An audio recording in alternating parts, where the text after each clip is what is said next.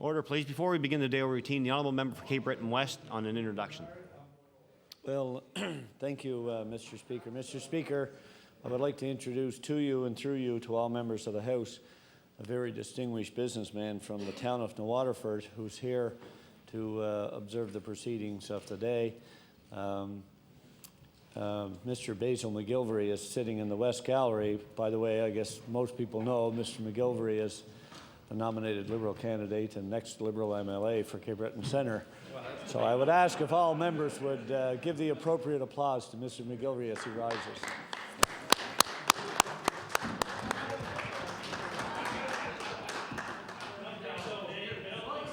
Certainly welcome Mr. McGilvery to the gallery today and hope you enjoy the proceedings. We'll begin the daily routine presenting reading petitions. Presenting reports of committees.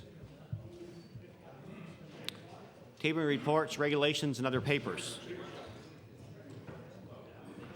Statements by ministers. Government notice of motion. The Honourable Minister of Tourism and Culture. Thank you very much, Mr. Speaker. Mr. Speaker, I hereby give notice that on a future day I shall move the adoption of the following resolution. Whereas nearly 2 years ago we decided as a government that it was time to take serious action against tobacco, at which time we initiated the tobacco strategy. And whereas nearly 2 years ago Nova Scotia had the highest rate of smoking in all of Canada, but in the last 2 years that rate has dropped by 8% down to 9% down to 21%. And in the last 4 years, teen smoking dropped 13%. And whereas we have an extraordinary network of community volunteers throughout the province, all working towards a single goal, to create a healthier, smoke-free Nova Scotia. Therefore, be it resolved that the members of this House applaud the volunteers of the Mainland North Local Committee on Drug Awareness for organizing an anti-smoking poster contest and congratulate the participants, who are all winners in light of their increased awareness of the benefits of being a non-smoker. And Mr. Speaker, I request waiver of notice of passage without debate. Mr. Waivers, it agreed. All those in favour say aye. Counterminded, nay. Motion is carried. Introduction of bills. Notice of motion. The honourable member for Richmond. Speaker, I hereby give notice on a future day I shall move the adoption of the following resolution. Whereas the John Ham government's decision to drastically increase FOIPOP fees is based on no other reason than to prevent the public from accessing documents and holding this government accountable. Whereas with the recent statistics showing a 26% decrease in applications over the last year because of the onerous fees the John Ham government has achieved its intended goal of reducing access to information. Whereas such an action of denying Nova Scotians access to government information clearly demonstrates an example of this government's failure to honour a promise on being elected by the people of the province, and that is to be accountable.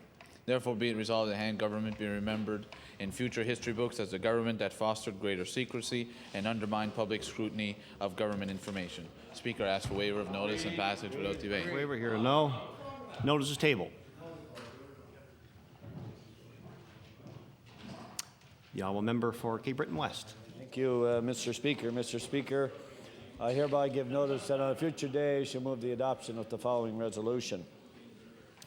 Whereas Chief Terry Paul, on behalf of Member 2 First Nation, made a $25,000 donation to the Cape Breton Regional Hospital Foundation to assist in the purchase of an MRI machine and bone densitometer, and whereas there is a serious need for a bone densitometer and MRI in the Cape Breton region, therefore be it resolved that all members of this House congratulate Chief Terry Paul and residents of Member 2 First Nation for their generous contribution. Mr. Speaker, I would ask for waiver of notice and passage without debate. Request for waivers, it agreed. All those in favour say aye. Counterminded, nay. Motion is carried. The honourable member for Colchester North. Thank you, Mr. Speaker. Mr. Speaker, I hereby give notice that on a future day I shall move the adoption of the following resolution. Whereas the Royal Canadian Legion wants war memorials such as the cenotaphs that were erected to honor soldiers who died fighting to protect our freedom declared off limits to protesters, and whereas recently protesters opposing the war in Iraq defaced the monument and grand parade that stands in respect of those killed, causing many veterans to question whether or not these few truly understand the importance of the cenotaph. And whereas the Legion is urging police to arrest those found defacing our memorials and step up surveillance of the cenotaph when protests are taking place nearby. And therefore be it resolved, all members of this House condemn the actions of those who are defacing our war memorials and disheartening our veterans. and stand behind the Royal Canadian Legion in pursuit of justice against those few protesters. Mr. Speaker, I request waiver of notice. Request for waivers is agreed. All those in favor say aye. Counterminded, nay. Motion is carried. The honourable member for Dartmouth East. Thank you, Mr. Speaker. I hereby give notice of future day. I shall move the adoption of the following resolution. Whereas yesterday it was revealed that the Minister of Health conveniently forgot the additional $20 million in CHST she received for health care this fiscal year from Ottawa as a result of the 2000-year Federal Health Accord. And whereas this $20 million added to the $120 million the government received from Ottawa as a result of the 2003 Health Accord means that Nova Scotia's contribution of new political health dollars is a mere $300,000. And whereas a provincial investment of $300,000 in health proves that the government does not place health care as its priority. Therefore, be it resolved that the Minister of Health stand in her place and state that investing in a sustainable health care system was not a priority of this provincial government. I ask for a waiver, Mr. Speaker. Waiver here, no. Notice is tabled. The honourable member for Colchester, Musquodoboit Valley. Yes, Mr. Speaker, on a future day, I shall move the adoption of the following resolution. Whereas many hundreds of constituents from the provincial ridings of Richmond, Glace Bay, and Cape Breton West are opposed to the federal Liberals' Firearms Act, and whereas as well, hundreds and hundreds of Nova Scotians from the constituencies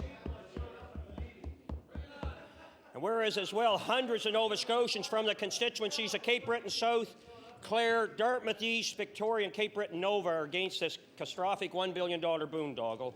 And whereas the members of this Legislative Assembly for these provincial ridings appear to be still under a gag order that was imposed by their former leaders, Mr. Savage and Mr. McClellan, therefore be it resolved that this House encourages the Liberal MLAs to represent the hundreds and hundreds of their constituents that support this government's position that a moratorium be placed on the Firearms Act, and quickly write to the Federal Solicitor General and clearly indicate the appropriate position, or at the very least apologize to their constituents for not representing them. And Mr. Speaker, I seek waiver notice. Waivers is agreed. Here are several noes. Notice is tabled. The honourable Minister of Transportation and Public Works. Mr. Speaker, I hereby give notice on a future day. I shall move the adoption of the following resolution. Whereas the Paramedic of the Year award is handed out annually by the Nova Scotia College of Paramedics. And whereas this year's honour went to Michelle Pierce, who is an intermediate care paramedic working for Emergency Medical Care, Inc.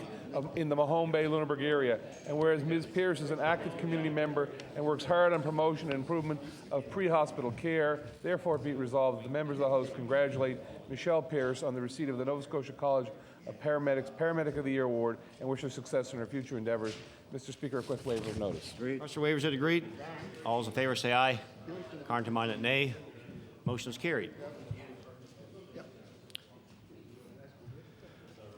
Order, please. Before we go to the orders today, I would like to bring a decision before the House. The honourable member for Glace Bay rose on a point of personal privilege on Tuesday, April 8th.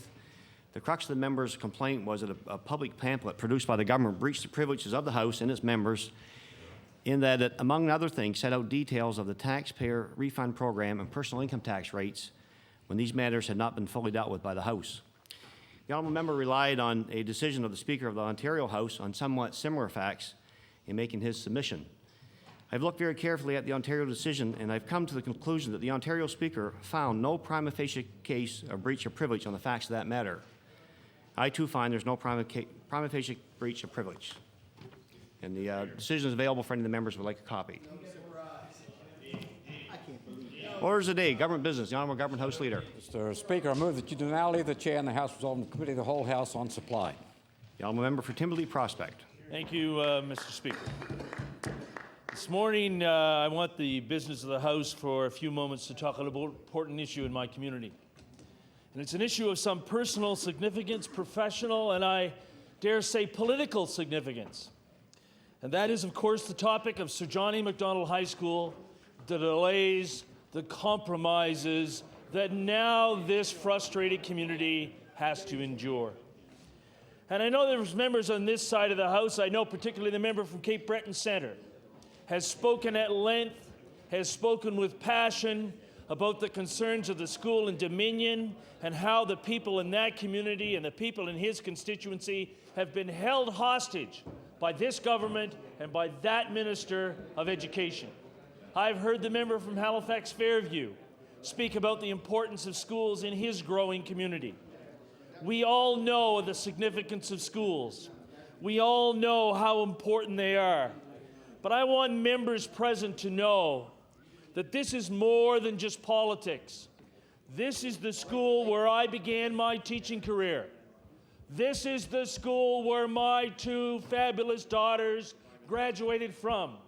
This is the school where I recommended numerous young people over the years for various awards. This is the school that the astronauts, Mr. Hatfield, visited the other day. The only school in Nova Scotia visited by the Canadian astronaut was Sir John A. Macdonald High School. Order, please. Will the honourable member allow for a very important introduction? I shall. The Honourable Minister of Health. Thank you very much, Mr. Speaker. Mr. Speaker, in the East Gallery today, we have 34 members of the Halifax Regional School Board Adult English as a Second Language class visiting here today. And their leaders are Donna McIntyre and Judy Theriault. And I wonder if they would please stand and receive the warm welcome of the House.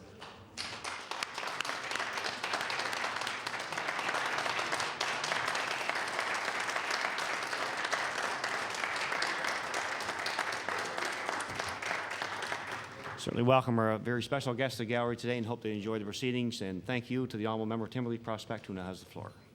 Thank you, and welcome to this historic legislature. This important topic that I know these young people are concerned about are safe schools, schools that our children in this province have the right and privilege to attend. I want to make it clear with the members opposite and the current Minister of Education, promises were made, and now promises must be kept. The concern is that this morning, in my morning newspaper, I receive cheek by jowl at Sir John A. Gym delays put much-needed expansion plan at Cramp School behind schedule. And I want to table that for the interest of the Minister of Education and the members of this House.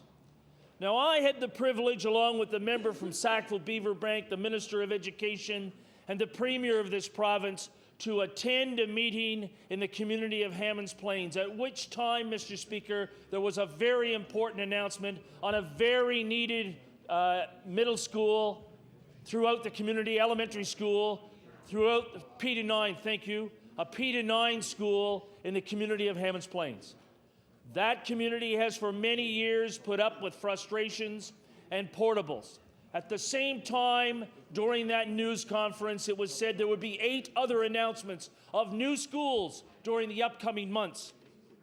My question for you, Mr. Speaker, and for the Minister of Education, although I know this is not question period, 8 new schools, money available, now tell me why my community, the growing community of Timberley Prospect, has to compromise when it comes to their plans for their school, a 36-year-old high school that we didn't even have the opportunity to attend during the last year because it was under an environmental review, and over $4 million was used to move those kids out of that school. Important decision. I congratulated the previous Minister of Education on numerous occasions. But let's look at the history of this. Let's look at the history of this decision. The Deputy Minister, the high-profile Deputy Minister of Education, came into our community and he laid out the options. You'd have to wait so many years for a new high school. You can, however, go on some kind of split-shift situation with other schools. There will be an environmental refit. You will get as good as new high school in your community. The community, the School Advisory Council, under the leadership of Sarah Nightingale, made a tough decision. It wasn't a decision that I necessarily agreed with, Mr. Speaker. I can tell you, I believe the communities of Timberley Prospect deserve a new high school. And under no circumstances will we allow another project to jump the queue. If there are further announcements during the upcoming months of new schools in this House, I will assure our Sergeant of Arms he'll have to take me out of here in a straitjacket, because under no circumstances will my community allow Sir John A. Macdonald to be put on the back burner. Under no circumstances. We are in a situation, Mr. Speaker, where we cannot even deliver the basics of the public school program. The public school program of this province cannot be delivered in this high school. We cannot offer the physically active lifestyle course.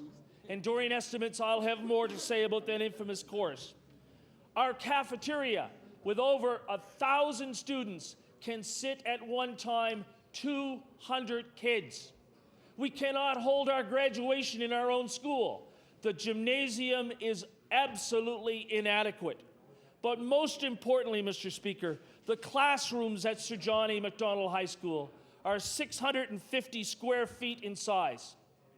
Currently, new schools that are being built or renovated, classrooms are 900 square feet in size. Now, if we have to put up with 35 and 38 students per class, the community that I have the privilege to represent should be treated fairly and equally like the other communities across this province. Under no circumstances can the young people who attend Sir John A. Macdonald High School receive an equal education under these circumstances. In particular, Mr. Speaker, I want to quote directly from this document that I tabled earlier by Rick Conrad, the education reporter. Right now, we have students crammed shoulder to shoulder, Sarah Nightingale said. We have students crammed shoulder to shoulder. Yet we are to put up with this inconvenience and this delay. We are talking about politics when it comes to building schools. That is unacceptable. A promise was made, and a promise will be kept by this Minister of Education and by that Premier. The community of Timberley Prospect will accept nothing less, absolutely nothing less. The commitment was made by the Minister of Education at that time that we will receive, quote, as good as a new high school with renovations and additions, end of quote. That commitment has to be fulfilled. And I will assure you that the young people that attend that high school, the parents, the teachers, will ensure that that commitment will be fulfilled. I want to draw attention to two outstanding young people in the community that I happen to know and that I have heard from on many occasions. One is Lillian Drysdale from the community of Hatchet Lake. She's the co-president of Sir John A. Macdonald High School. And in her travels to other high schools throughout the HRM and throughout the province, Lillian has had the opportunity to see other schools. Perhaps she's been to Cobequid Education Center. Cobequid Education Center, and I hope somebody from this renowned Ames organization is listening to this old school principal. Cobequid Education Center, in my opinion, is the best high school in this province. It is the best high school because of its extracurricular programs, because of its solid teaching staff, because of its support from the community. I don't care where Ames put it on the list. But what does Lillian Drysdale say when she sees CEC? What does she say when she sees Auburn? What does she say when she sees Horton High? Or we still call it Harrison High. That equity among students is not there when they have to return to Sir John A. Sir John A. The kids in that school, Mr. Speaker, call it their welfare school. That's the term they use. The young people who attend that school describe their school as, quote unquote, the welfare school. And as you know quite well, that is a term of derogatory connotations. But that's how they speak of their school. They have no lockers because they have no room in the hallway. They have inadequate gymnasiums. They have labs that don't work. They have crowded classrooms. That frustration, Mr. Speaker, will not be allowed to continue. I want to talk about the other outstanding young man that I've had the opportunity to know who's a grade 12 student at Sir John A. His name is Ronnie Lee. Ronnie Lee lives in Greenwood Heights. Ronnie Lee is not political, but he has said to me recently, Mr. Esterbrook, you get me the biggest NDP sign you can find. and you put it right on our lawn. I'll get it worked out with Dad. Now, Mr. Lee, who incidentally was a student of mine, the dad, has assured me that his son has every right, because he's going to be a first-time voter when that crowd over there has the courage to go to the polls. And let me tell you, that big sign decided by that student of Sir John A. is on one reason alone. I and we deserve a better high school, says Ronnie Lee. So when you have people of Ron Lee's age, Lillian Drysdale's age, becoming politically motivated, politically active, because of they see the frustrations that have happened in their community, let me tell you, this is going to be the issue. So the members of the third party can come out with all the signs they want. We build schools. I want to ask the members of the third party and their representatives in Timberley Prospect, where have you been for the last 3.5, 4 years? Where have you been through the struggles that we've had to put up with in this community? The answer is they haven't been there. They haven't been to the community meetings. They haven't been speaking out. To the credit of the previous Minister of Education, the previous Minister of Education knew the issue and addressed the issue. I have said publicly and privately to her on numerous occasions, I appreciate that. However, we now have a new Minister of Education, and that new Minister of Education has to step up, has to reassure the community, has to make sure that the lack of trust that has happened between the Department of Education and the community that I represent, that veil of distrust has to be lifted. And it can be lifted by a clear statement that the commitment to the building of Sir John A. Macdonald High School, to the renovations of Sir John A. Macdonald High School will be on time, that they will be appropriate, and they will be acceptable to the level that was originally agreed to, so that the public school program in the community of Timberley Prospect can be delivered to the outstanding young people that we have fortunate enough to live there. I thank you for your time, Mr. Speaker. Member Cape Breton West. Thank you, Mr. Speaker. I'm pleased to rise and speak going into supply. I have a number of topics that I would like to discuss here this morning. Number one is with regards to the issue of the Dominion School, as has been put forth before the House here on a number of occasions. The serious subsidence issue that has found the closure of the Dominion High School, McDonald, I believe, it's McDonald Complex as it's better known. But Mr. Speaker, less than 2 weeks ago, the Director of Planning for the Cape Breton Regional Municipality made a pronouncement which I found quite surprising and I suppose maybe a little disturbing. And in his announcement with regards to the situation in Dominion, he also indicated there's a strong possibility that the elementary school in Donkin, Cape Breton, could also be adversely affected by subsidence. Mr. Speaker, that particular school is in my constituency. Less than 2 years ago, the playground adjacent to the Donkin Elementary School was closed because of subsidence. Now, we have elementary children that have now been restricted from... I received a little message from heaven, Mr. Speaker, so I'll send it back over to the Tory caucus. Rabbit tracks. But the problem here, Mr. Speaker, is that there's an air of uncertainty about what's going to happen with the Donkin Elementary School. Are we going to be finding ourselves in a similar situation to what happened in Dominion, where they'll be closing that school and transferring the students to other communities? The question is, what is the federal government doing about it? Because it's a subsidence issue. What is the provincial government doing? Because that school ultimately was built by the province, and there is a provincial responsibility. And of course, most of all, Mr. Speaker, what about the rest of the community? Mr. Speaker, I realize that the tar ponds and the coke ovens is a major, major environmental issue. But if one wants to look at what's happened over the last number of years with the issue of subsidence, what we're facing now is only the tip of the iceberg. Since 1967, or prior to 1967, under the old Dominion Coal Company, Dominion Iron and Steel, but essentially the Dominion Coal Company, and prior to that, it was the old British Coal Company and alike. The vast percentage of coal mining in Cape Breton was done underground, under the townships.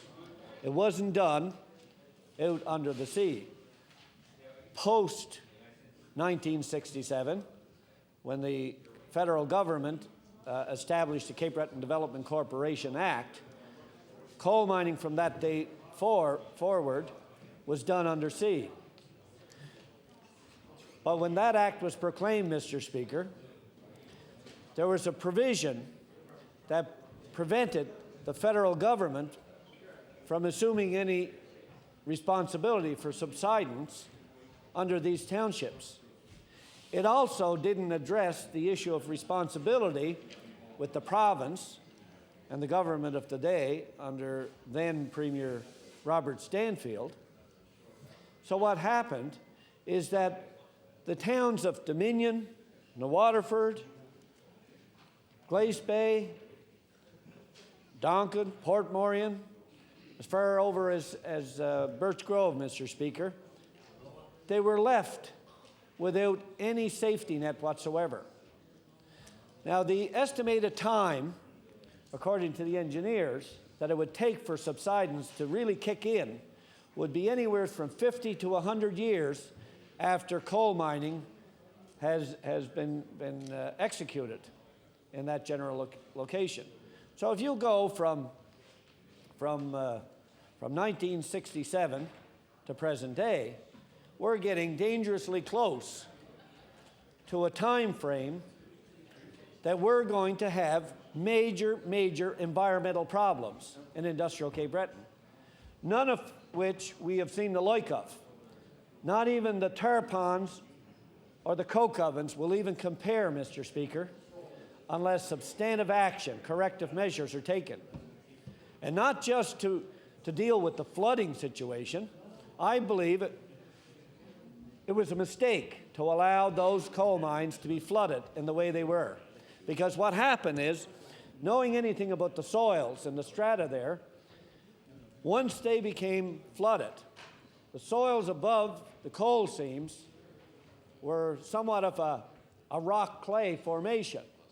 And they became very soft, and the ground started to collapse. And the support systems with that flooding was just not enough to prevent the damage. And that's why we have the problem with the McDonald complex in Dominion. Notwithstanding the fact that the government built that school, despite the fact that the engineers, the experts, said that it was very dangerous to build it there. But yet Premier Buchanan wanted to build it there because he thought he could win the seat. That was the real reason. Now, any which way you cut it. Now, that doesn't mean to say that Dominion shouldn't have had a high school, but it shouldn't have had it in that location. And the experts were ignored, Mr. Speaker, because of the political gamesmanship that took place at that particular time. Now, let's switch over to Donkin, Mr. Speaker. What's going to happen if the Director of Planning for the Cape Breton Regional Municipality is correct? What is the province going to do? What has it done since that public pronouncement? We haven't heard one word, Mr. Speaker, from the provincial government as to what it's going to do. I've heard suggestions about a provincial insurance subsidence program. Well, let's be realistic, Mr. Speaker. If you took every homeowner, every property owner in all these mining towns, and they each paid $100 a year, all it would take is one subsidence claim to wipe out every dollar that would have been paid into that.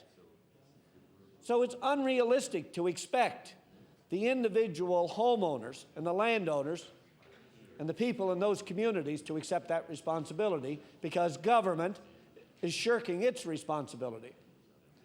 Mr. Speaker, ultimately, mineral claims in this province are owned by the province. They are the ownership, they are the province's property. They were leased to the federal government under certain terms and conditions. And Mr. Speaker, the province is just hoping that this issue will go away and they won't have to deal with it. The federal government has a major responsibility here as well. But what we've seen so far is bureaucrats taking the lead on the issue of, well, let's deal with the flooding issue. Let's put the pumps on and get the water levels down in the mines.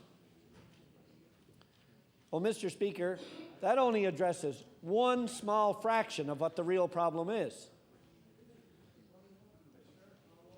Who's going to compensate these landowners, these homeowners? Who's going to assist them when the value of their home is in jeopardy? Who's going to help those people, Mr. Speaker, if there's a major subsidence issue where somebody is seriously injured or killed? And that's not fear-mongering, Mr. Speaker, and I will give you a clear example of why it's a major concern. Not too long ago, Mr. Speaker, on Dominion Street in Glace Bay, there was a sinkhole there that would fill the best part of this entire chamber. And it took several days for the responsible authorities to have that filled in. There was another one, Mr. Speaker, not too many years back, I would say, maybe 3 or 4 years, on Sterling Road. And I went and I witnessed that sinkhole. That sinkhole had to be at least 30 to 40 feet deep. And it was at least 200 feet long. The street, Mr. Speaker, you could drive down the street and all of a sudden it stops, you've got a hole, and you have a hole for another 200 feet, and then you have the street continuing again. This is serious. This is a serious issue, Mr. Speaker. And I'm curious as to why the Minister for Natural Resources has said and done absolutely nothing.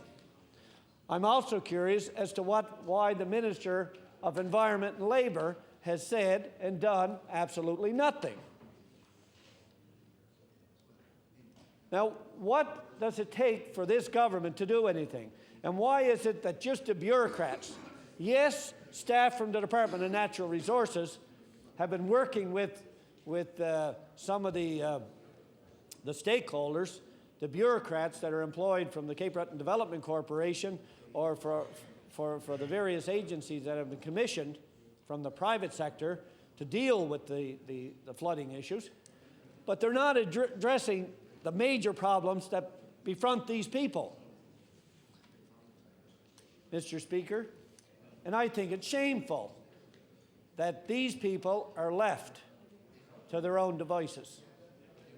Mr. Speaker, we will recall what happened back in Pictou County several years back when homes started sinking in the coal shafts. Well, the provincial government of today, they provided a compensation plan for those residents. Now, if it's good enough for the residents in Pictou County, why is it not good enough for the residents in other jurisdictions, whether it be Cape Breton County, Cumberland County, or what have you? And Mr. Speaker, I know you would be very well familiar with the issue of subsidence in and around Spring Hill and down towards Parsboro and so on. Mr. Speaker, we need the government to step forward and stop hiding behind this maze of bureaucrats who are only dealing with a stopgap measure, Mr. Speaker, because the flooding issue has been backed up so much, and it's such a complex inter-network. It's almost like the blood vessels in your system.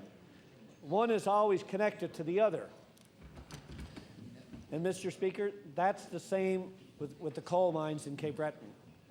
If you're dealing with the flooding issue at, let's say, 1B or number 5, you're also dealing with flooding in at least 5 to 6 other coal mines.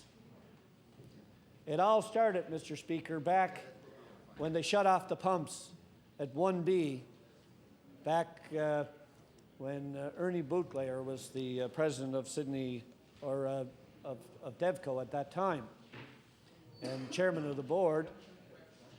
And the board of directors said, no, we're going to shut that off because we can save several $100,000 a year by shutting it off.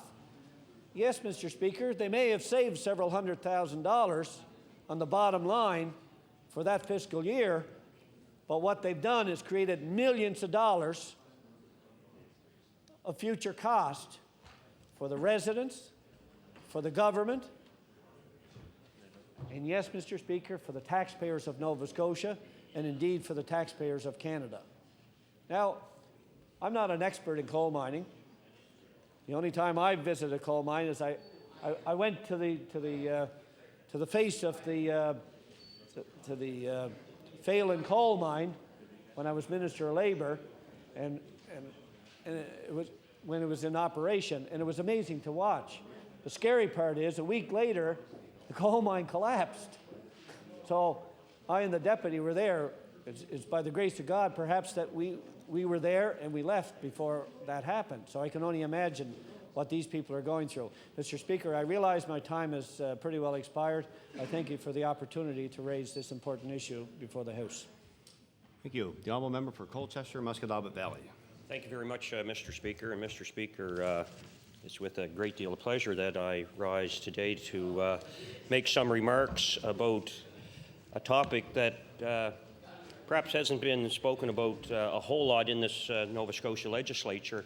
Yesterday, Mr. Speaker, I had an opportunity to travel to Truro to engage and participate in the Truro and Area Drug Awareness Awards ceremony that was held at Colchester Royal Canadian Legion Branch 26. And I can't think of a more fitting place than the Colchester Legion to hold the ceremonies. As you know, a lot of young men and women have sacrificed a lot for the peace and democracy and freedom that we enjoy today.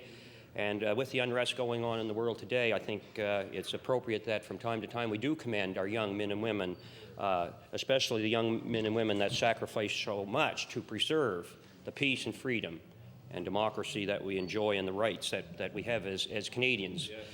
And Mr. Speaker, yesterday, the Truro Police Services was well represented at this function, and I've had an opportunity over the last several years to work with the Truro Police Service. That police department is very, very community-minded. You know, a lot of times we don't recognize just how valuable, important our police services is. And I know the Truro Police Service promote a number of initiatives that mean a lot to people in Colchester County and the Truro area. They have a benefit hockey game once or twice through the winter, and the proceeds go to underprivileged children. They go to the Colchester Workshop Foundation.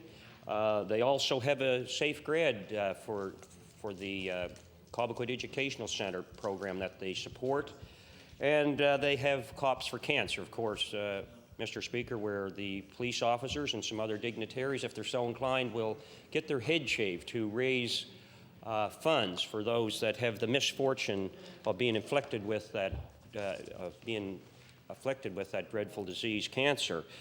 But yesterday, the Truro Deputy Police Chief, a constituent of mine, Glenn Rogers, was in attendance at this Drug Awareness Award ceremony. The councillor for Colchester County for that area was there. The Bible Hill Village Commissioner, and I think he's the chairman of the Bible Hill Village Commission, Wayne McCormick, was in attendance. and former Truro Police Services Community Public Relation Officer Dennis Wright. Mr. Speaker, I believe that you know Dennis. Dennis was in attendance. Dennis is now retired, but everybody in Truro and beyond knows Dennis Wright. Dennis has done an awful lot of work with the young people in the Truro area, and representing the RCMP, a gentleman, Constable Al Hanlon, was in attendance, and Al's done a lot of good work and continues to do a lot of good work, not only with drug awareness, but through Neighborhood Watch and different community programs that serve to protect and enhance our community, in our communities. But, you know, Mr. Speaker, I know a young student going to school, and a number of young students, but I know one particular student. She's a good student. She's on the soccer team. She is in the drama club, but unfortunately, as far as I'm concerned, unfortunately, she smokes a little weed now and then. Except that the now and then, Mr. Speaker, has shifted from now and then to every weekend, and now to 2 or 3 times a week and after school. And at first, weed seemed to calm her down before the big games of soccer or before the big rehearsal for her plays. But one night, not too long ago, she was feeling really anxious, like her pulse was racing, and we had an opportunity to speak with her, and she was really bothered. Her head was spinning, and her pulse was racing, like I said, Mr. Speaker, and she indicated that her dealer had changed, that her drug dealer had changed. And she also discovered that several of her peers and several of her friends were feeling the same way. And the local police in the area attributed her problem to a pesticide residue that is on the marijuana plants, a pesticide residue. And that's just one of several dangers, Mr. Speaker, that people may encounter if they smoke marijuana. Now, in the past 20 years, I'm told, and you don't have to be a rocket scientist to pick up different publications that reference marijuana growing, but apparently marijuana has undergone a lot of sophistication that would literally make your head spin, and apparently if you smoke hydrophonically grown marijuana or a grown joint, the THC levels in the weed have increased from 3% to somewhere between 10 and 12%. And the new grow houses use the pesticides apparently because there's spider mites that love this marijuana plant, and the pesticides that are so harmful are added and increased in amounts that are applied, Mr. Speaker. And the growers are not very careful about removing the residual chemicals, and some users have found themselves in hospital after being poisoned by smoking the powerful plant. So I think that's important information that our children must know about today. And the RCMP through DARE, Mr. Speaker, that's Drug Abuse Resistant Education, are promoting some of the safe initiatives and safe ways that young people can deal with all the pressures and things that they encounter as school children. So my hat is tipped to the RCMP and the police services and the drug counselors that are working with our young people. And yesterday, 9 young Colchester area students received awards that were a consequence of participating in a poster campaign, in a poster contest, and there were hundreds and hundreds of posters received by the facilitators of the poster contest, and it was very difficult for the judges to narrow it down to 9 young people. And it was really nice to see these 9 students from primary right through 6 come forward and received the commendation and congratulations and awards that they deserved. And I was very honored to attend that ceremony. I was able to bring regrets from the MLA for Truro Bible Hill and the Minister of Justice, who has attended these ceremonies in years past, and of course for the MLA from Colchester North, because our whip, the Honourable Member for Pictou East, trying to make sure that he has the quorum, can only afford, I guess, at times to let one of us go away, so I won the flip of the coin, I guess, so to speak. But core training of the DARE program takes place in the latter stages of elementary school through to grade 6. And young people, according to the experts, use drugs to feel grown up, or they use drugs to fit in and feel that it relaxes them somehow, to feel good. And sometimes they want to take risks, Mr. Speaker, and they want to rebel. And, sometimes they just do it to satisfy curiosity. But if you stop and think about it, with everything going on in today's society, it is a gall darn shame that children feel drugs are the only answers as a result of them feeling the ways that I previously have referenced. And as parents, I don't believe we can do enough. Studies show that children least at risk, the children that are least at risk from using drugs, have warm, affectionate ties with their parents. They have strong bonds with family, with school, with police services. They feel that they can discuss rules and limits with their parents and have a clear idea of what is expected of them. Mr. Speaker, children must receive encouragement for good behavior, as well as consequences for breaking rules. And Mr. Speaker, again, I believe that children that have parents or guardians or a parent who spends a lot of time with them, who joins them in activities and provides guidance in developing social skills and a strong self-image, Mr. Speaker. Children can find out that, you can stand up and say no, and no definitely does mean no. There is a lot of pressure. It's a busy world out there, not only for us, but for our young people. So, Mr. Speaker, I just wanted to point out that if we can, as individuals, as parents, as politicians, and as police officers, just keep one child from getting hooked on drugs, I think it's something that we can be very proud of, and it's something that we can never forget for the rest of our lives. So again, I was very pleased to attend that Drug Awareness Award ceremony up in Truro yesterday, and I'm very pleased that so many individuals from high-profile places, like the Village Commission of Bible Hill, like the Truro Police Services, provided so much inspiration and leadership to our young people. And Mr. Speaker, again, I want to thank the whip of this caucus for providing me with the opportunity to travel up and engage in such a very important function, to meet and talk to young people and to observe and experience and acknowledge all the hard work that community leaders, the teachers too have to be recognized, the teachers in our classrooms right across Nova Scotia, from the north to the south, from the east to the west, the teachers that are providing a lot of leadership to students. There are young people, Mr. Speaker, that are in trouble and having difficulties, and I'm encouraged to know that we have organizations out there, whether it's the police services or parents or fellow parents and things like that are working so hard to work with our young people to keep them off drugs. Because, Mr. Speaker, drugs can kill. There's no question about it. So thank you for giving me the opportunity just to speak on that topic, Mr. Speaker. It was very important. And just last evening, shifting gears a little bit, Mr. Speaker, just last evening we had an opportunity in this legislature to debate a resolution that was brought forward, I believe, by the NDP about transportation.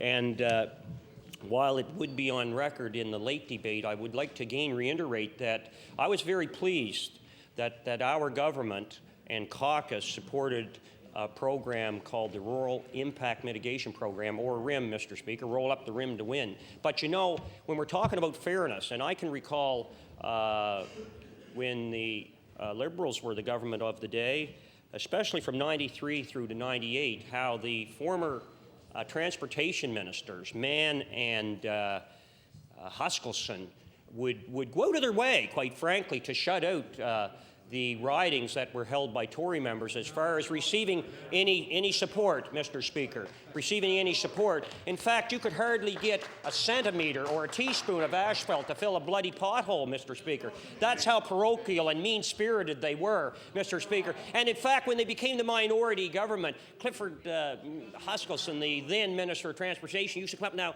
and he would say this about every other month. Now, what did you say that road was? Where did you say that road was from where to where? And, he didn't realize and recognize that he was working, they operated in that minority government as if they were a majority. And they said, the heck with you guys, the heck with you guys. And then they wonder why they're sitting over there. But I used to remember that former Minister of Transportation, as if I haven't told him once, twice, 3, 4, 100 times, where the section of road was that so desperately needed to be repaired. And Mr. Speaker, it was from Middle Musquodoboit, Halifax County to Upper Musquodoboit, going by the largest sawmill in this province, a road to industry, payroll taxes, between 300 and 400 people working there, and that former government turned their back on the citizens of Nova Scotia and Colchester, Musquodoboit Valley. They should be absolutely ashamed of themselves, Mr. Speaker. And then it was so ironic yesterday that the member for Richmond, the present member for Richmond, had the audacity to get up in his pants and beg and plead and criticize not only the present Minister of Health, but also the Minister of Transportation for not paving more in Richmond. Well, he better go talk to his predecessor about some of the roads he paved. Probably now that the chickens are coming home to roost, and they do need to be repaved. But you know what? We're treating Nova Scotia fair. And you know what? The RIM program, Mr. Speaker, the RIM program, yes, they did not have any program where each Department of Transportation and Public Work base in this province, even in the province of Clare, they receive proportionally, based on the number of gravel and asphalt roads they have, funds to provide some shoulder spreading, some ditching, some bush cutting, and some paving. Every riding in the 52 ridings across this province. But, Mr. Speaker, they couldn't come in with a program that provided fairness. No, they were parochial, they were political, and they tried to shut out the Tory ridings. And now we bring in a program where the riding of Glace Bay, for example, receives through the RIM program on a proportional basis, based on the roads, the riding of Richmond does, the riding of Glace Bay, the riding of Cape Breton West, the riding of Clare, the riding of Cape Breton Nova, the riding of Victoria. Y'all member Glace Bay on point of order? Order, please. Your mic's on. Your mic's on. Y'all member Glace Bay on a point of order. On a point of order, Mr. Speaker, just to remind the member from Colchester, Musquodoboit Valley, there are no provincial roads in Glace Bay, Mr. Speaker. Yeah, it just It's not a point of order. It's a clarification of facts, I guess. Y'all member Cole Harbour for Colchester, Musquodoboit Valley has about 5 seconds. Mr. Speaker, 5 seconds. Well, he shouldn't complain about the subdivision roads. They're not getting anything. If they don't have any, don't ask for any support. The motion is carried.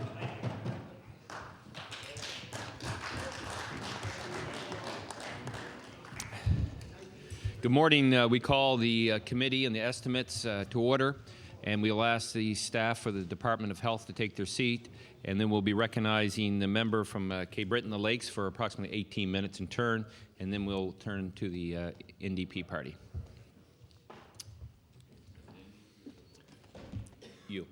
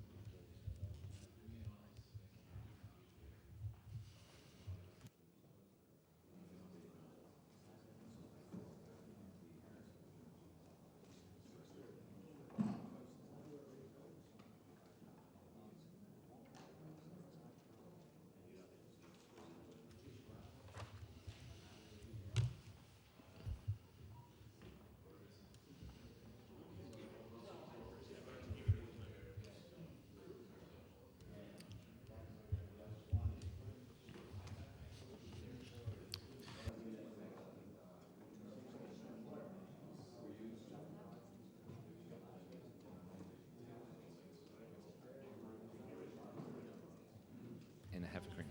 Yeah.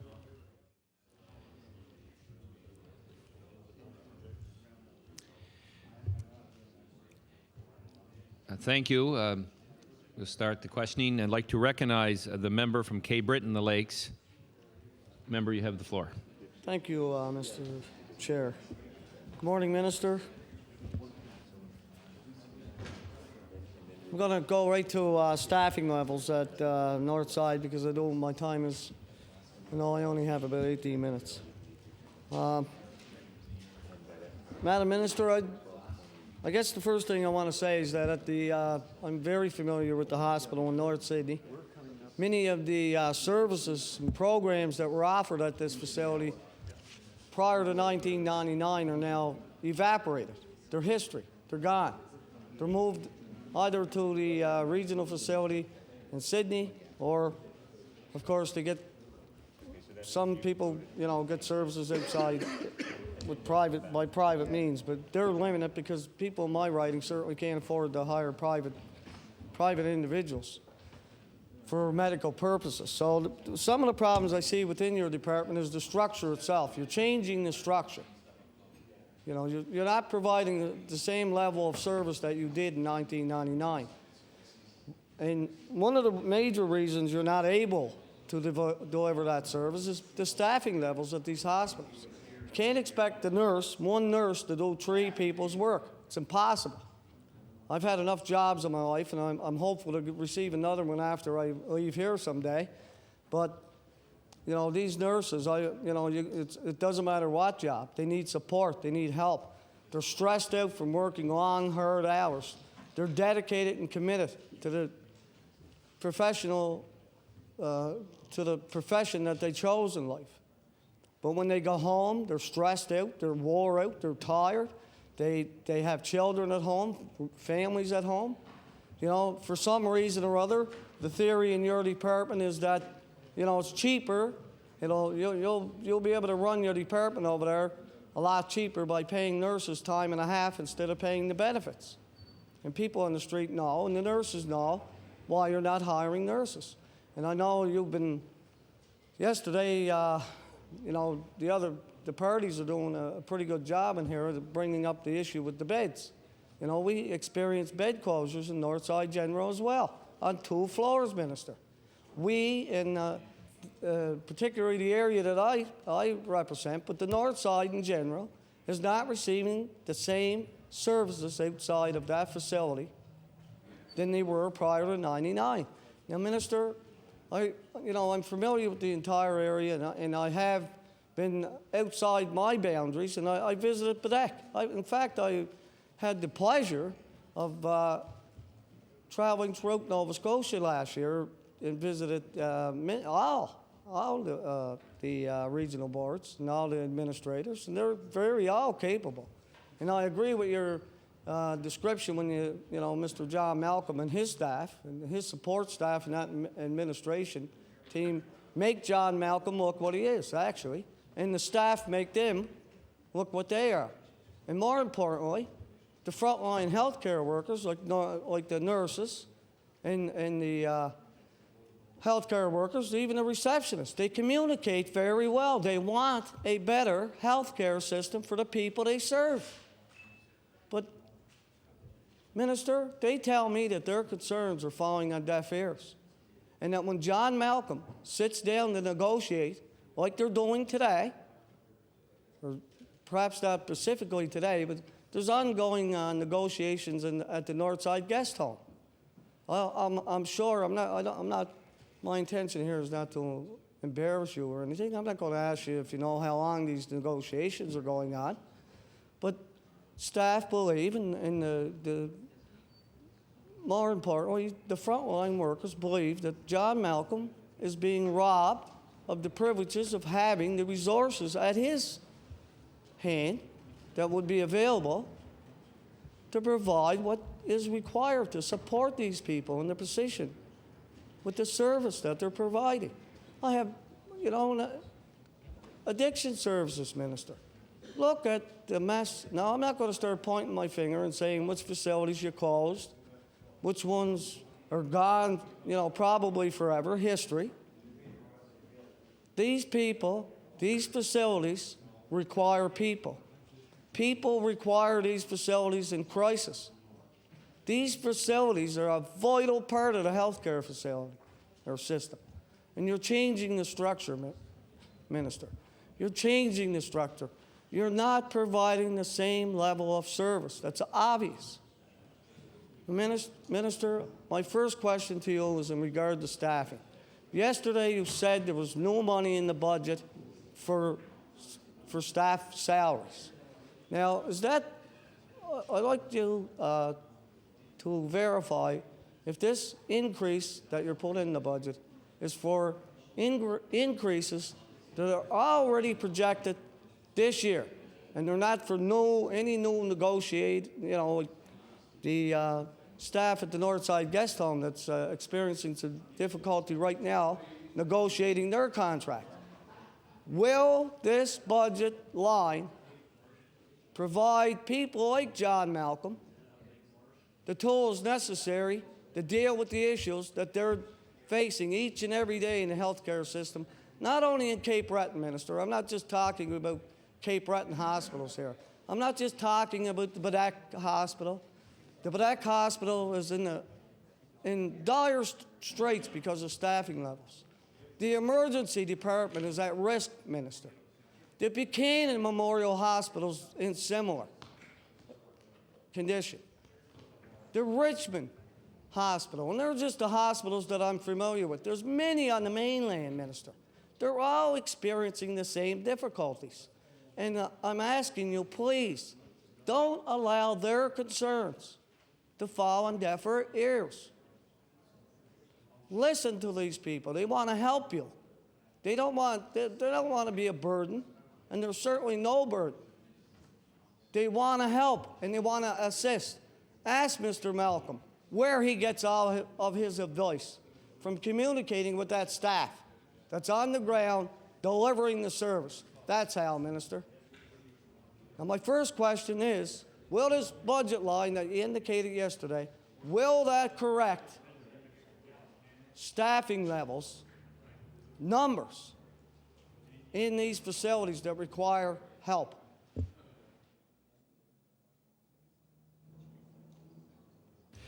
I'd like to recognize the Minister of Health. Thank you, Mr. Chair. And Mr. Chair, in regards to the 7% that we discussed yesterday, that 7% increase is for non-staffing increases that the districts face. But we have also told the districts that increased staffing costs will be paid for over and above that, so they know that. I wouldn't disagree with the member from Cape Breton the Lakes that frontline healthcare workers have very stressful jobs. I think we all know that. But it is the job of the district health authorities everywhere, including Cape Breton, to decide on the staffing levels they need at which facility and when. And there's been a tremendous amount of change everywhere in Nova Scotia throughout the 90s, particularly since 1999, with the start of our new clinical services plan. And it is hard to accept, but I can't accept, and I'm sure the member doesn't disagree, that we do need to change, that having many, many services and many times the same services available in too many places across Nova Scotia is not the way to go in order to sustain a good healthcare system. In fact, report after report, but I'll stick with Mr. Romano, insisted that the new money that went into the healthcare system should be going in to buy change. That no, we didn't need any private help with a public medical care system, but we did need to force and drive change in the system. Not only change in the ways in which governments operate, but changes in the way doctors operate, nurses operate, LPNs operate, everyone in the system. That there has to be more teamwork, that individuals have to be more open to changing their scope of practice, that the country, and that includes Nova Scotia, had to be more willing to invest in centers or areas of excellence instead of trying to duplicate services everywhere. And all of this change is happening very fast. Not fast enough, perhaps, for Commissioner Romano, and maybe too fast for some people in the population. But nevertheless, in order for the system to be able to sustain itself, it wasn't just money that was needed. It was money that was to buy change. Now, in terms of some of the issues for Cape Breton, we believe a lot has been accomplished in that health authority in the last 4 years. For one thing, more Cape Bretoners are being treated at home than was ever the case in the past. We're up to about 90% of people who are ill in Cape Breton being able to be treated up there. We have added nursing seats to Cape Breton, 75 in 2000, and again this year another 60 with the UCCB St. FX collaboration. There are about 50 staff needed in Cape Breton, and with more graduates, we hope to fill those staffing vacancies. So, while I would never say there aren't problems, I would say that the expectation that everything should stay the same is unrealistic and probably not a good expectation to have. Thank you, Mr. Chair. Thank you, Minister. I'd like to recognize the member from Cape Breton, the Lakes, with approximately 5 minutes. Member. Thank you, Mr. Chair. And I guess, the minister, I don't disagree with her. I agree change is necessary. I'm an elected member of this House, and I recognize that we're in financial problems and all that. I understand that. People on the street, I believe, understand that too, Minister. They are looking for change. You're absolutely correct when you say that. But they're looking for positive change. They don't want hospital beds closed down and entire floors in hospitals shut down. They don't want to see services for pregnant teenagers taken outside of the community. The success that you indicate that your government is enjoying is because of the result of decisions made by the previous government in Cape Breton in particular. When you speak about the 90% of Cape Bretoners that don't leave home any longer for care here in Halifax. You're correct. But that, Minister, is not to your credit. Now, what we in Nova Scotia are requesting is that you become your own hero, Minister. Never mind trying to take credit for other people's efforts. Stand up and be counted. You know that the world has changed since you became the Minister of Health. The world is under different threats. There's chemicals. There's terrorists. There's all of those threats. There's scars. There's all kinds of issues here that have grown since you even became Minister of Health. You, Minister, are the person that Nova Scotians look forward to see what kind of support you're going to provide to people on the ground. And that is the support you're going to have to buy. If you're speaking about buying or spending money in a system, put it to good use, Minister. That's what I'm suggesting. Put it into the people that provide the inspiration in the system, to the doctors and the other administrators that you recognize their efforts and their abilities. What I'm suggesting, Minister, is that you recognize the true efforts of the people on the front lines in health care. Listen to those people and pay attention. They are not trying to hurt you or your government or the people that they serve. I know you don't believe that for 1 minute, Minister.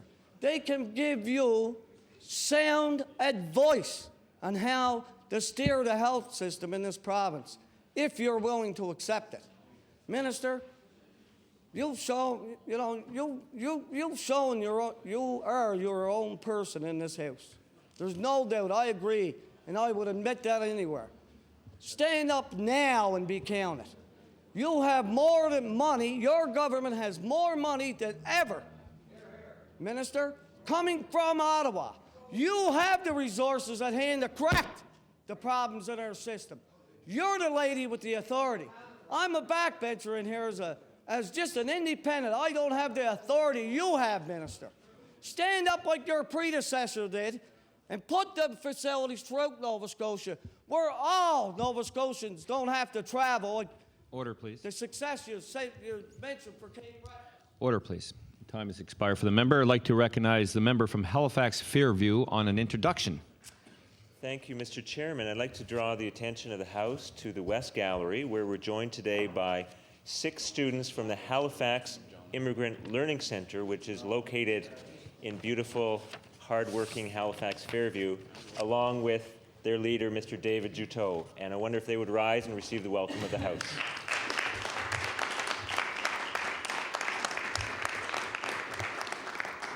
Good morning. It's nice to have you with us here today.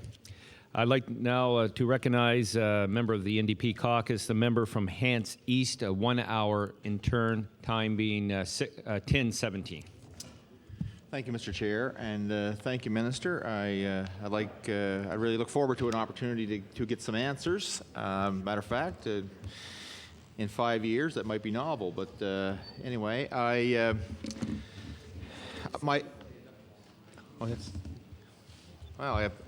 don't. Well, remember, it's traditional for you to stand up well, while thank you're you. questioning. They have a better view of you at home.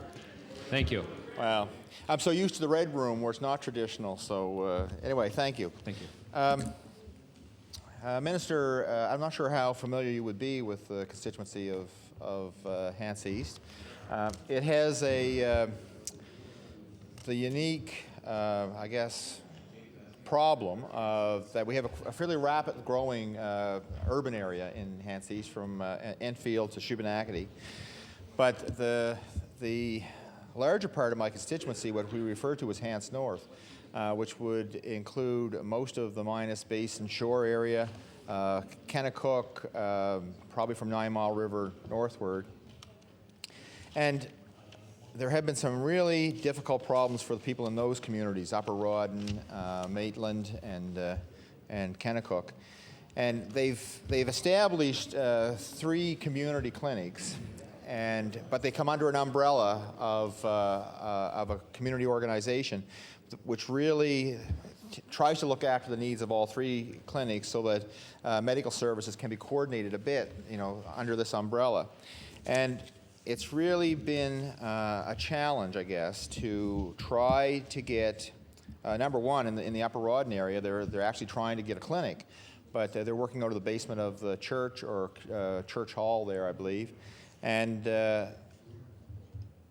I've really, I guess I've really got the frustration that I share with them that the Department of Health, I think, has a strategy around healthcare issues in rural Nova Scotia. They feel that, and I as well, that community clinics are the best way to go to try to, that not every community actually may feel it has the same needs. So therefore, as much as they can design a clinic for their own use would be the most appropriate way to go. And I'd like to know, because there's still a shortage of doctors in that area for those clinics. The more rapidly growing area in the corridor, this is not a problem. And actually, they expanded the clinic in Elmsdale recently. So I just wonder if the minister is aware of any of the issues in that area. And I'm really interested to know about physician recruitment for rural communities, and if you're aware of any specifics around those communities. Thank you for the question. I'd like to recognize the Minister of Health.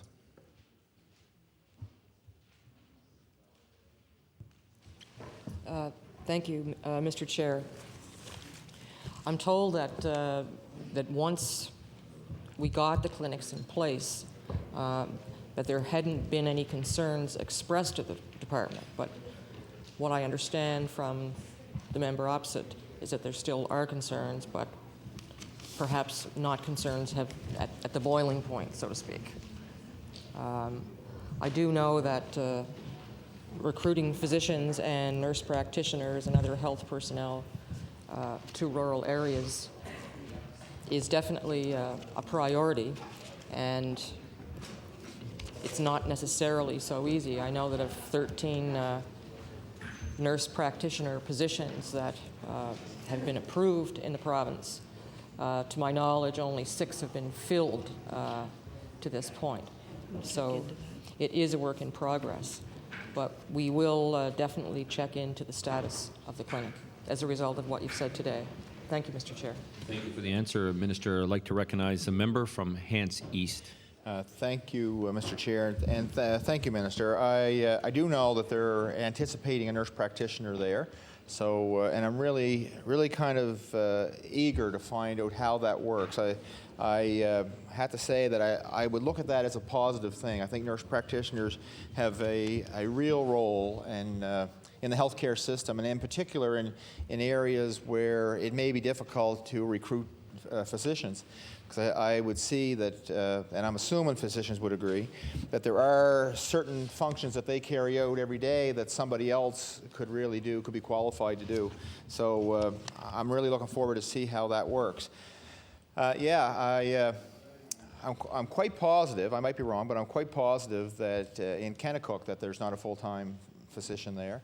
And one of the things that was brought to me, and I haven't spoken to the people there in some months, but it was an issue that sometimes I found the communities have been able to find physicians. And then they've tried to work back through the Department of Health to try to get that person, licensed or on staff or however the process goes. But they seem to indicate that there are quite often more problems coming from their end, that they find a doctor but can't seem to get the doctor in the community in working through the Department of Health.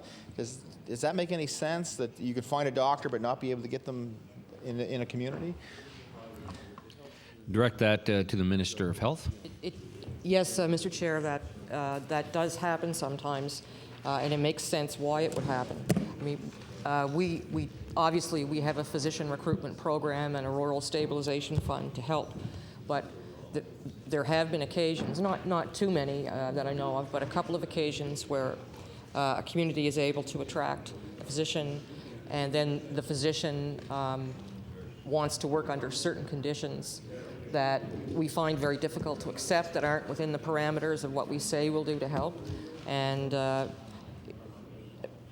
sometimes we are able to work it out, but it isn't as easy as it sounds at the beginning, because obviously we try to be generous, but you have to be careful with all the Me Tooism that goes around. And so, the medical society negotiates these things and likes to keep an eye on how agreements work. Thank you, Mr. Chair. Thank you, Minister. I recognize the member from Hants East. Thank you, Chair. Thank you, Minister. And I think I can appreciate where you're going. I guess in your job, and I guess I assume in my job, even though I'm not a member of the government, that we really have to try to make people know that we're doing the best for their tax dollars. And I guess I'm curious, because the demographics and the geography and the needs in particular communities, are so different. There's no homogeneity, throughout the province really. And I know people who refer to Truro as rural. I don't refer to Truro as rural. So I'm wondering about. Yes, well, I certainly have a high regard for the people there, not necessarily how they voted, but I want to say that.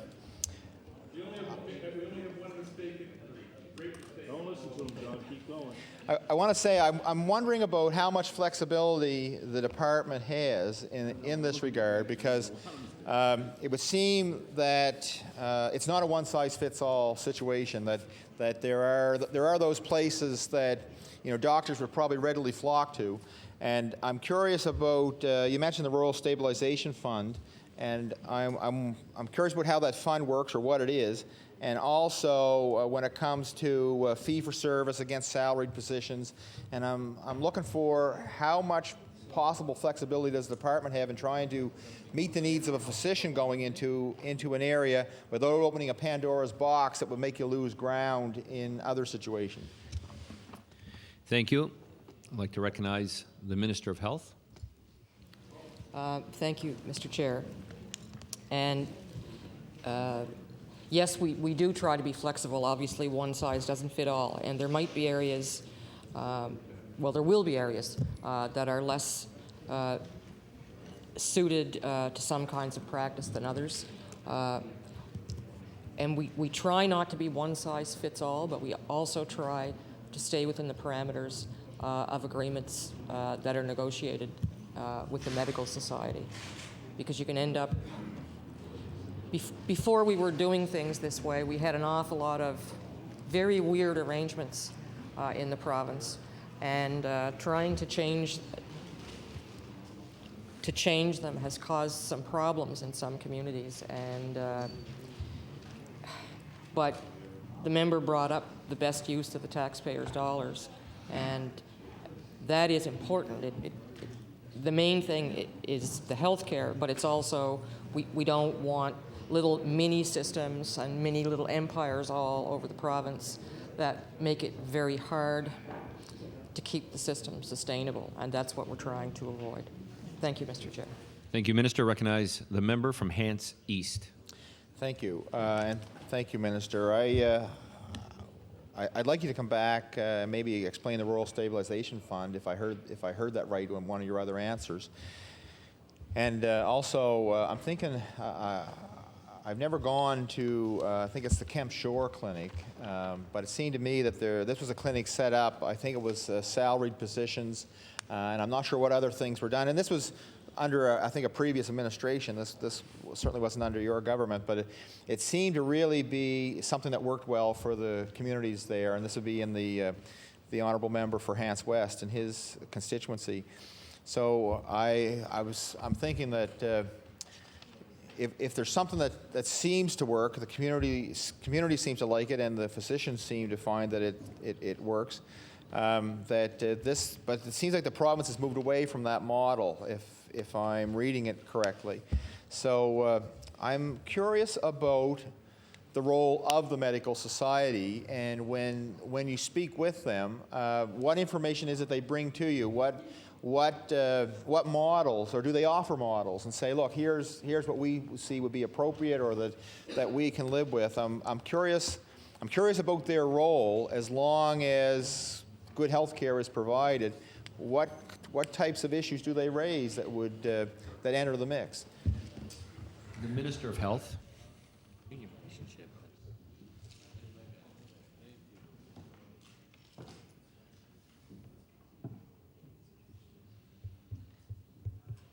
The Minister of Health.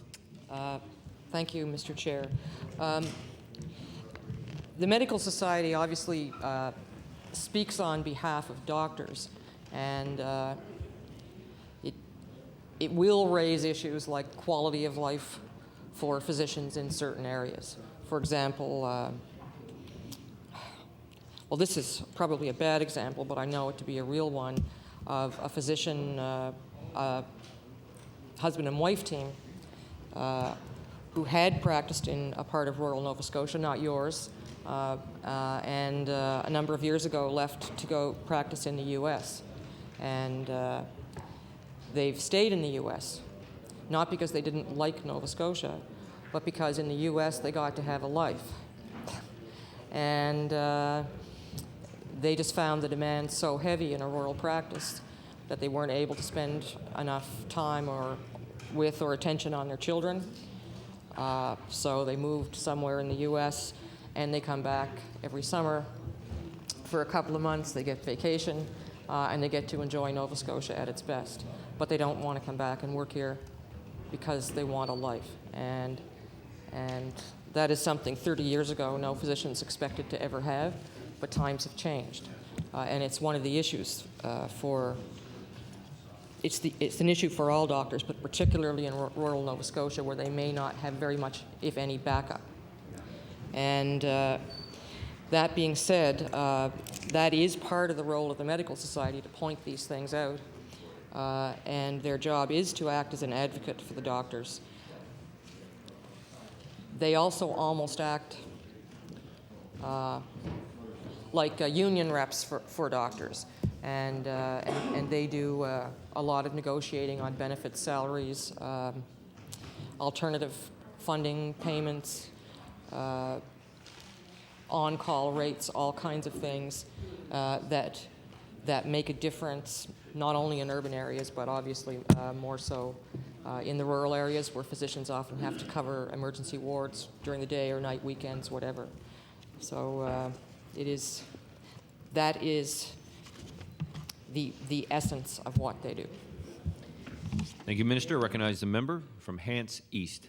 Thank you. And I'm curious, does the Medical Society make recommendations to the department about, here's the parameters of which we can live, and here are the things, the models we could find acceptable that would meet the needs? Thank you for the question. Direct that to the Minister of Health. Yes, they do. They make constant recommendations. They're constantly making the department aware of issues that either have arisen or are going to arise. They meet with people in the department, with the deputy, with other people in the department several times a year to discuss issues of importance to the doctors. Thank you, Mr. Chair. Thank you, Minister. The member from Hants East. Thank you. Well, I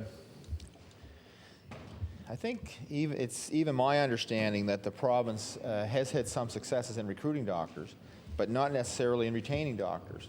And I think other jurisdictions, I think Quebec is one, that have done better. And so I would encourage the minister to look at what other jurisdictions do that may work, and see whether or not it fits into the parameters around financing, et cetera. I don't think you've ever told me what the Rural Stabilization Fund is. Can you tell me that?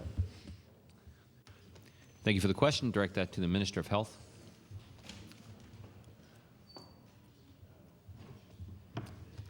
Thank you, Mr. Chair. The Rural Stabilization Fund is nearly $10 million. Thank you, Mr. Chair. Thank you, Minister. The member from Hants East. Okay, well, actually, I wasn't even thinking about the amount. I was just thinking about what the fund is, how it works, parameters around it. Is it a one-time fund, or can you apply? Do you apply to it, or? Thank you. Recognize the Minister of Health. Signing bonus too. No, just okay. I was just asking if there was a signing bonus too, but no. It's usually a lump sum, and the lump sum will annually will compensate for some of the on-call issues that they get that urban doctors don't get. The urban doctors just say go to the emergency ward, and it will also include, I believe, certain fees for emergency room work that they may have to do on top of the regular practice.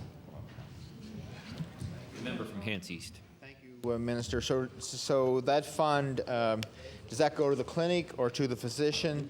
And does it also cover locum? Would that a locum in the area? Would that go to that fund as well? Thank you for the question. Direct that to the Minister of Health. Thank you, Mr. Chair. The payments go directly to the physician, and locums are on top of that. The reason for giving the lump sum is that it may be that if you were just paying per call or per shift, it wouldn't really be enough to compensate for the fact that you have to be on high alert, even though 1 week you may not have to actually do anything extra. So the lump sum is there to cover the in case. You know. The member from Hants East. Thank you, Chair. So I'm assuming if we're talking about on-call, that's you're paid whether you're called or not. I mean, so and I think that was some of the thinking. I think it was the Department of Health actually who tried to initiate this umbrella organization. You know, in the over the three clinics in Hants North area of my constituency, and I think it was a good idea. I think even though people tend to stake their ground and not want to move off it, but it has allowed some compromise. I think people have worked toward compromise, and I think the notion originally was that in terms of on-call, at least you had 3 physicians, even if they were in 3 communities, that it actually would offer some type of break for somebody, and I think that has worked to a point for them. I want to move on to something else. I have a bit of a bee in my bonnet, I guess, around the resource center that's proposed for the Elmsdale area. I guess is where they're thinking of building it. And what this facility is supposed to do is to bring blood collection and a number of other services under one roof, into one facility. And these are services that are already present in Hants East. But I guess the thing that's sticking in my craw is that we're part of the Northern Health District, and Truro, as my understanding is, looks as though they're getting a hospital. I believe Tattamagush is getting a new facility as well, and so. And I'm not even sure what's happening in Amherst. I think there's a hospital going there. They have a regional hospital. Yeah, regional hospital there. So, but the resource center in Hants East, it's the municipality is paying for that. That's a $5 million expenditure, and that's coming out of the municipal tax base. In other words, the taxpayers in my area are paying for that, where I don't believe that the taxpayers in any of those other areas are paying for those facilities. I think the province is building those. So I'm curious as to why the province isn't building this. The Minister of Health. Yes, Mr. Chair, there have been a number of discussions about that issue. And certainly if the municipality built it, we would lease it from the municipality. But we're also talking about, because of some objections to that, well, then why not build it ourselves and just own it and not lease it? I think for the taxpayer it would be a wash, but in trying to make things seem relatively equal, that we may end up building it ourselves. Thank you, Mr. Chair. The member from Hants East. Well, I'll hold you to that May. And since May is just around the corner, I'll be waiting for an answer. I can't speak for the council there, but this certainly is an issue for me, and I know for some of the councillors. And I think, and I'm assuming that if the province was to do that, that maybe they could enhance it. They have the ability to enhance it, and.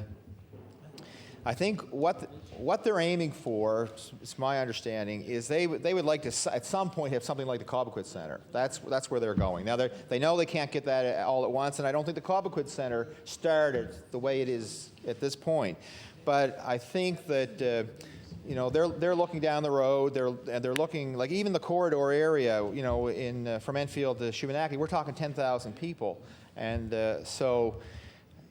I think it's an issue that its time has come. I think for the people in that area. Actually, I think it would actually help take some of the burden off the Cobequid Centre. And I know there's at some point that's slated for another facility to go there. But so definitely, I want to impress upon the minister that if people in her department would see that for the province to do that,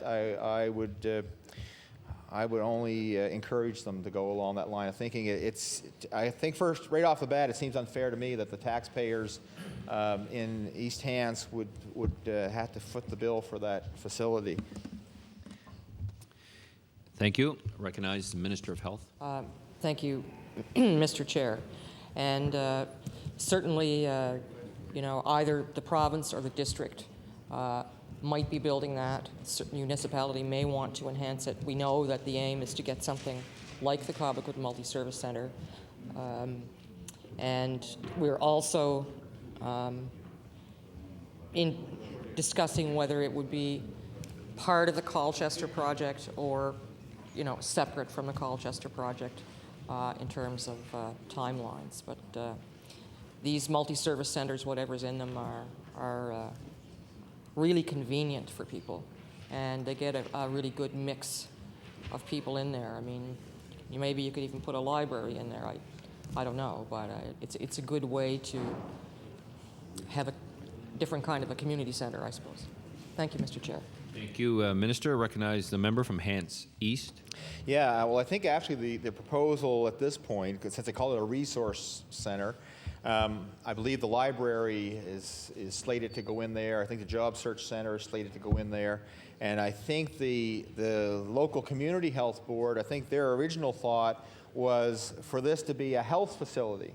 But I think this mix of the municipality there and to try to rent the space, et cetera, that it's kind of changed a bit. But so yeah, and I think there certainly are those even some social services connection to healthcare.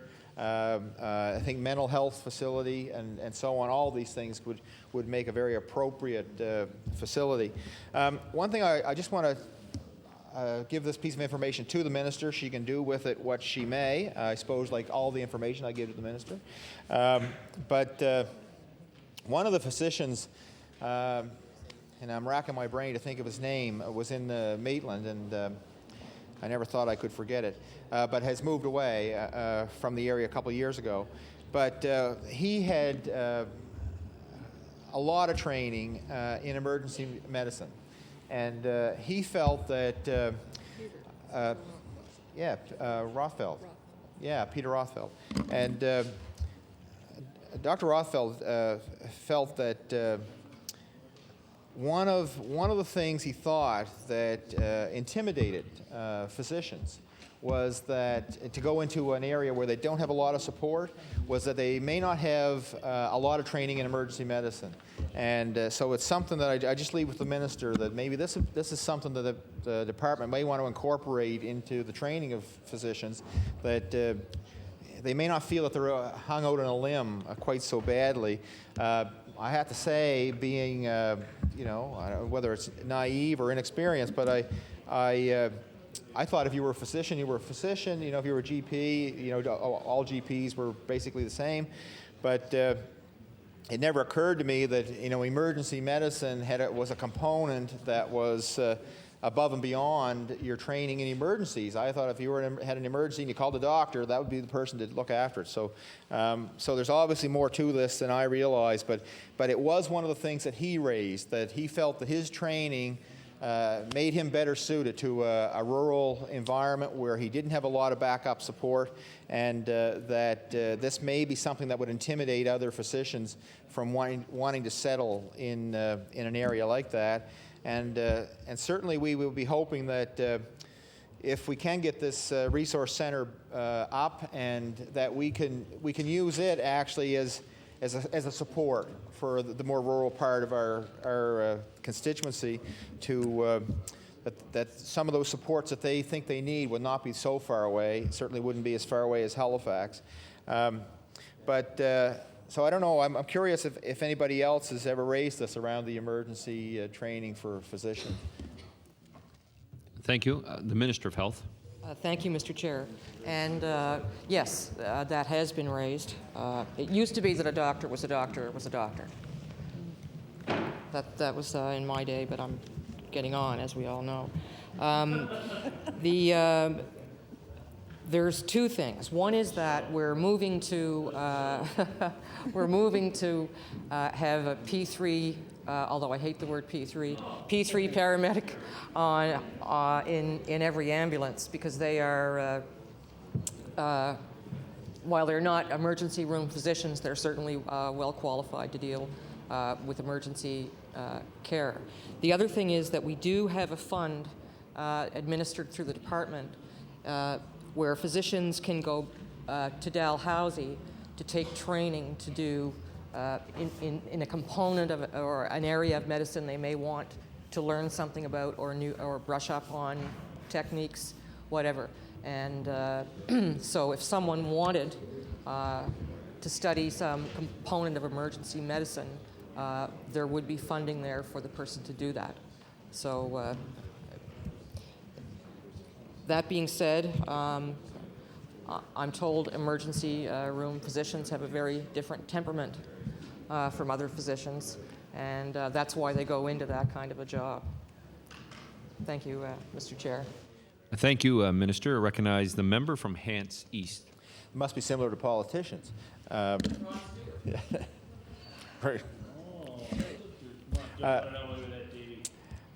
Well, thank you, Minister. Actually, it's kind of encouraging to know that there's opportunity, and somebody's looking over the hill to see that something's in place for physicians who want to expand their expertise in an area where they don't have a lot of training, something that actually they may feel meets a specific need in their area. I want to get down to a little bit of the grassroots of healthcare, and right down to the first respondents. In my area, it's usually the fire department are the first respondents, and these are people who are not really paid. These are all volunteers. Actually, we even had someone who was hurt going to help someone and was taken by ambulance and got a $500 bill for that, which we thought was above and beyond the call of duty if you were a volunteer to have to pay a bill like that. But one of the issues that's been raised by some of the fire chiefs in my area was the fact that they always had a number of oxygen cylinders, as in their rescue vehicles, and so they ran into a situation whereby when the ambulance came, sometimes they would exchange. Like the ambulance would give the fire department one to replace the ones they used. But then that stopped. Then they had to go and get them somewhere else, and they were concerned that this left them quite often without one. And so I don't know if that's been fixed. I know I raised it, but I never heard whether or not the situation has actually ever been resolved. And I'll raise one other issue. A lot of my constituency, or the constituents, actually. We're in the northern region, but I think most of us go to the capital region for health care, and that would include Windsor. That the people in the Hants North area quite often go to Windsor, and people in the corridor go to Halifax. There's very few who would head toward Truro. But yet, quite often, when the ambulance would come and pick some of these people up, they would take them to Truro, and they'd say, "I don't go to Truro," and they'd have an argument with the ambulance attendant, on this trip, which I didn't see enhanced their health at all. They're putting them in a stressful situation, and we'd raised this a number of times and thought it had been dealt with people in the department, but every now and then I'd get these calls that somebody was kicking and screaming to a destination they didn't want to go to.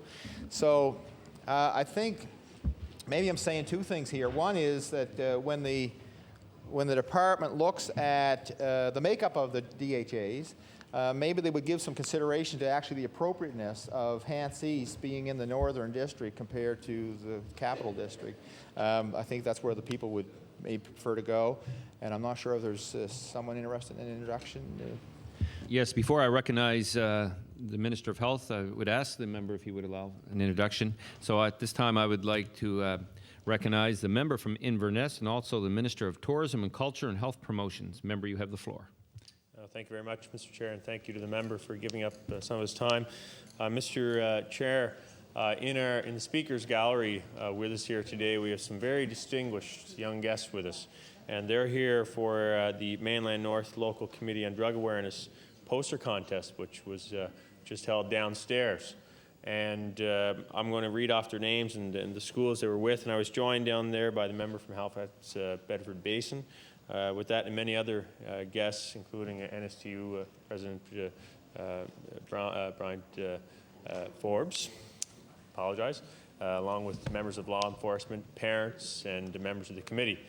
And I'll ask each individual to stand as I read their name. Angela Cusack from Burton Ettinger. She was the winner from her school. And Jenny David from Duke Danville.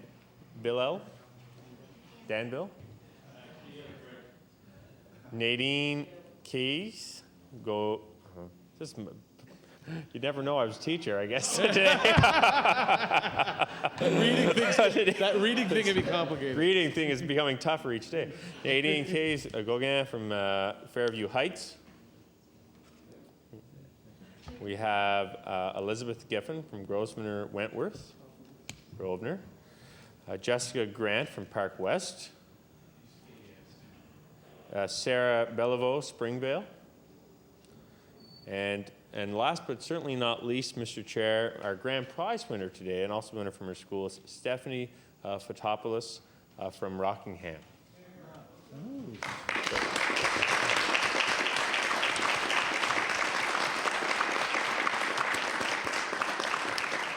So I welcome our guests, Mr. Chair, and certainly I think that they've done an excellent job in being a strong part of reducing our smoking rates here in the province and encouraging other young people the positive message of a healthy lifestyle. So welcome to all our guests, Mr. Chairman. Thank you, Minister. The House welcomes you and congratulates you today. We'd like to recognize the Minister of Health. Do you remember the question? Yes, Mr. Chair. Thank you. Well, a couple of questions, a couple of points anyway. I believe that situation with the oxygen has been resolved. The first responders or representatives do meet with people on a regular basis now to discuss issues of mutual concern. And I'm not positive about that, but I believe it's been resolved and we'll check on it. What the paramedics do when they're taking someone who's been hurt or ill is to the first emergency ward where they know the treatment is available.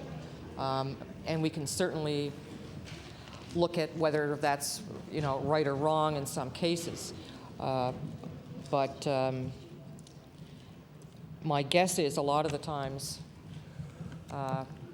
you could get faster treatment in some places than others, even though it might not be the preferred site. So that has to be balanced against where people want to go. I mean, recently, I think they were telling me a fact, but when I was down in Bridgewater, they were saying that they were starting to get patients from Halifax going to the Bridgewater emergency ward because they had to wait so long in Halifax that they thought they'd just drive for an hour and get seen right away, and lo and behold, that's exactly what happened. Thank you, Mr. Chair. The member for Hants East. Thank you, Chair. Well, thank you, Minister. I'll certainly convey your comments when I get an opportunity. I have a couple other issues, and I think they may be connected. One is around lifestyle issues or health choice issues, and trying to promote good, healthy lifestyles among Nova Scotians, and I think that that probably in a lot of regards, I mean, I would say that a lot of what we do certainly brings upon us bad health, and so trying to promote the things that people could do and should do that would limit the possibilities of detrimental health. And I know that you can only have so many programs, and if people are not going to make some changes, it may not help. I had a conversation with the the honourable member from Dartmouth East, and I know we don't usually bring conversations from the lounge into the chamber, but I thought this was an interesting one, and it gave me reason to pause and think about my own constituency and the issue of education among my constituents in terms of healthcare. And one of the things that he raised, and I think he raised it to me because he's a physician, and I think because he saw a value in educating the public, and he recognized, I think, that in case, and he was talking about pap smears for women, and the fact that he felt that for a woman to die in this day and age with cervical cancer was something that was so far and above what should be expected, because he said this is an area of cancer that we do have the wherewithal to have an impact on, and as compared to some other cancers, and he said they thought that they did better in British Columbia, and he didn't relate that necessarily to the previous NDP government, which I probably would have wanted to jump on and say, yes, you're probably right, but what he thought was that the people there seemed to have a different mindset around these health issues and lifestyle choices, and that he felt that they probably went above and beyond in trying to ensure their health, and that they saw to it that they went to see physicians, for testing, et cetera, et cetera. So I'm curious about two things, really. One is the plans of the government in trying to promote good health care among the citizens, and also what is available in terms of for pap smears for women. And I'm thinking in very rural communities to try to get the word out to them, and then emphasize the need for good community health care facilities for those women to have access to. The Minister of Health. Thank you, Mr. Chair. And, Dr. Smith is, and you are absolutely right. That's, it's hard to think why anyone would become ill from cervical cancer in this day and age. We did a campaign last year, an ad campaign. It's certainly something that the Office of Health Promotion might consider further. We also, in cases where we have alternate payment arrangements with physicians, that's the kind of deliverable that's tied to those agreements. And in terms of the availability of the test, I mean, any physician can do that test. It's not a difficult test to do. You don't have to go to a specialist. You don't have to go to a hospital. It's really, if you have a family doctor and you're getting it done regularly, that's fine. But even if you don't, it's a very, very simple test to take and detect. And I certainly remember it being promoted and quite a common thing, when I was 30 years younger. And in some parts of the world, it's not common at all, actually. But here, that is definitely something that we can promote more and should be able to entirely prevent, 100% prevent. Thank you, Mr. Chair. The member for Hants East. Thank you, Chair, and thank you, Minister. I think the thing that raised it for Dr. Smith was he referred to reading something in the newspaper. Well, actually, I think when he was minister, so the time frame for that was somewhat apparent.